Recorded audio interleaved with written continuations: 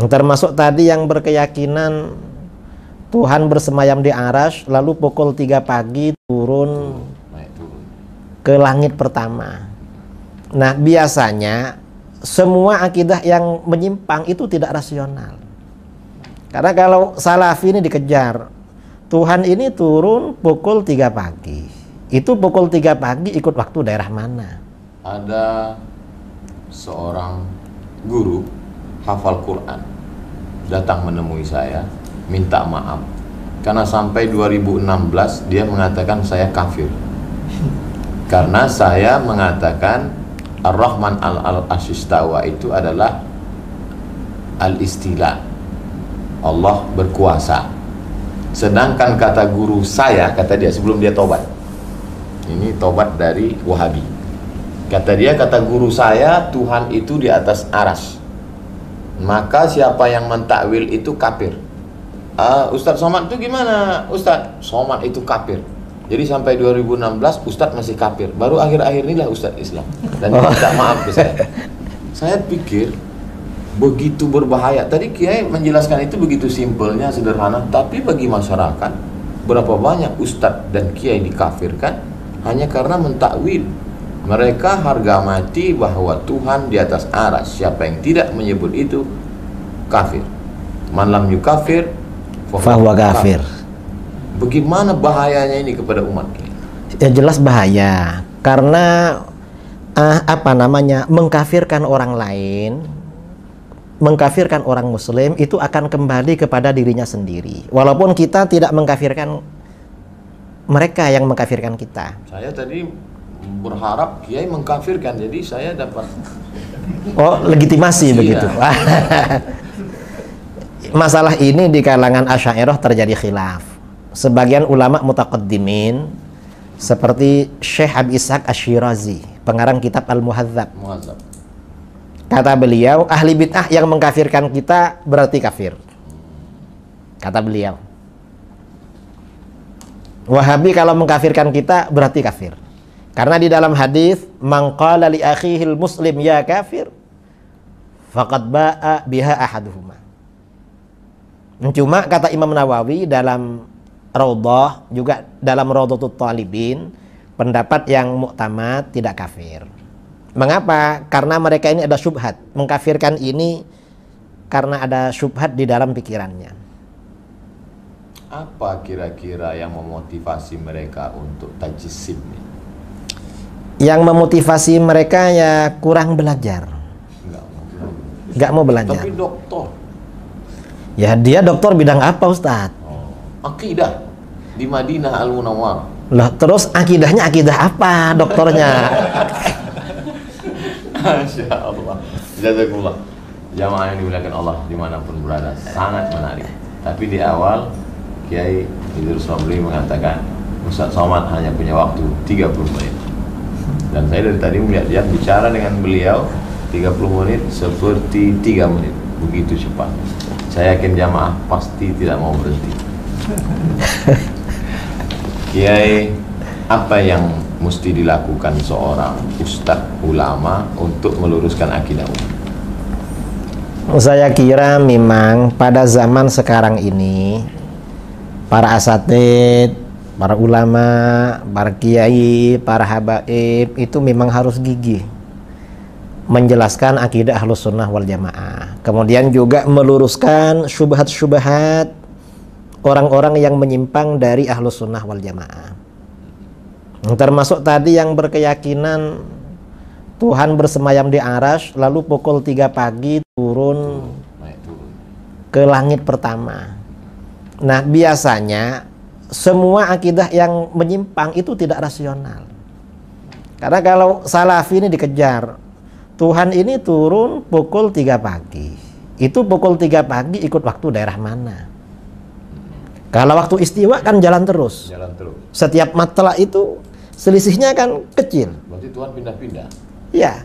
Kalau waktu Indonesia dibagi 3. Itu pukul 3 ikut daerah mana? Mereka mungkin jawabnya turun terus. Nah, kalau turun terus lalu naiknya kapan?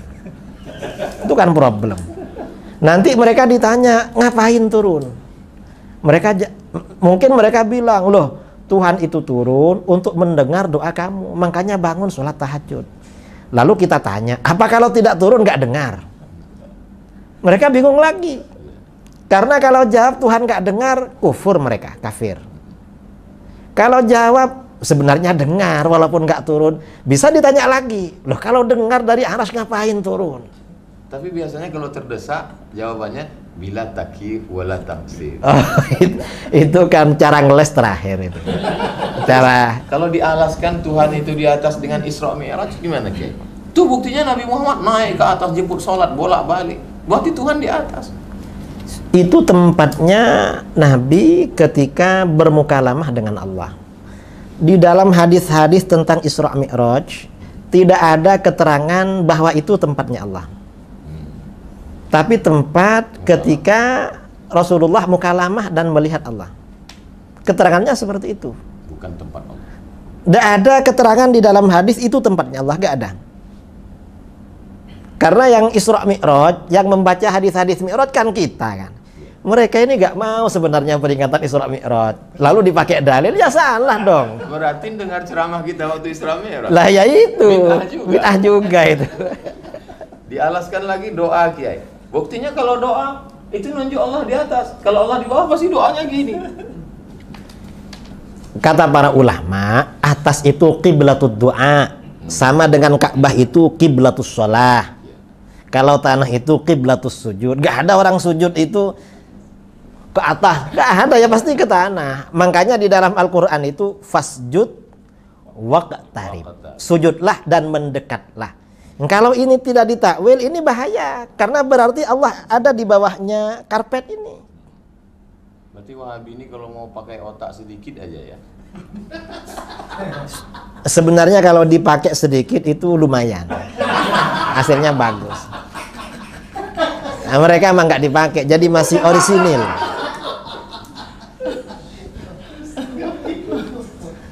Jadi Kiai, bagaimana umat ini yang sedang perlu persatuan dalam bidang ekonomi, kita diserang babak belur dalam bidang politik, bagaimana komunis bangkit, tapi di dalam kita sedang dihancurkan barisan.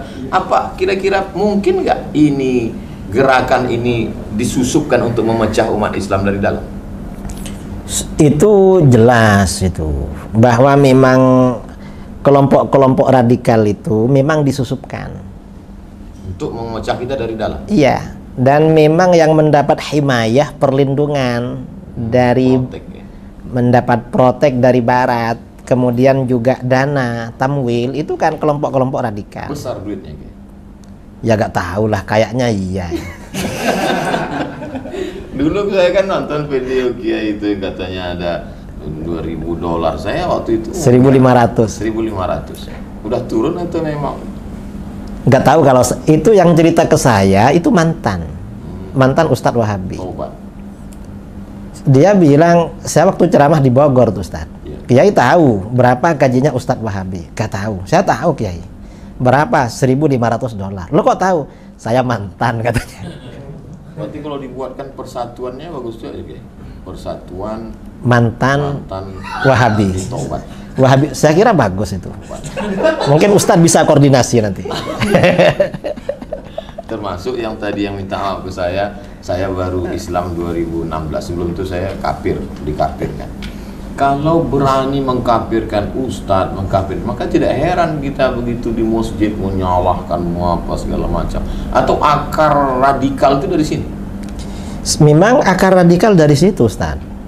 Kan mereka memang kelompok radikal, kelompok orang-orang yang mudah mengkafirkan. Kata Imam Ghazali, itu latar belakangnya kurang pendidikan, kurang belajar. Tapi masyarakat mudah sekali terikut Kiai karena hafal Quran dari pintu bahasa Arab, kemudian gimana menyadarkan umat? Kalau masalah hafal Al-Quran, yang hafal Al-Quran itu bukan cuma orang Islam, hatta orang orientalis yang hafal tuh banyak. Kalau cuma hafal Al-Quran, orang orientalis kan yang hafal Quran kan banyak, Ustaz. Kemudian pakai nama-nama SMP Ibnu Katsir, pesantren Imam Syafi'i, SDIT Imam Nawawi. Itu gimana hukumnya? Pakai Syafi'i tapi nggak kunut subuh. Lah, itu namanya tipu-tipu. Menipu namanya. Saya pernah ketemu Ustadz ya, di daerah kami. Bikin lembaga Imam Syafi'i. Tapi yang diajarkan Wahabi. Saya tanya sama dia, kenapa pakai nama Imam Syafi'i? Kita ini kagum Kiai sama beliau katanya. Nah, tapi Imam Syafi'i ini jadi merek. Sudah jadi nama mazhab. Kamu menipu.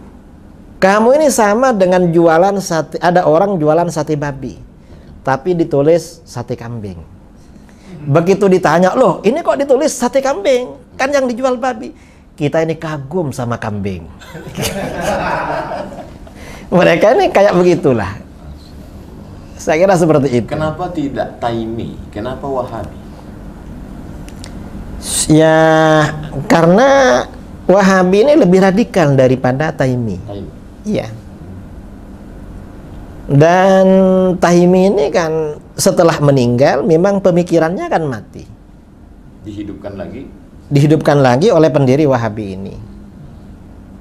Dan nama ini juga dipakai oleh mereka kok. Ulama-ulama Wahabi di dalam kitab-kitabnya menyebut bahwa Wahabi ini merupakan anugerah dari Allah. Untuk membersihkan. Anugerah dan hadiah yang luhur. Cuma sekarang pengikutnya malu dengan nama Wahabi. Akhirnya pakai Salafi. Pakai Salafi. Padahal gurunya bangga dengan nama Wahabi. Jadi muridnya ini apa? Ukuk ya? Apa ukuk itu? Durhaka. Durhaka pada gurunya itu. Gak mau sama nama kebanggaan gurunya.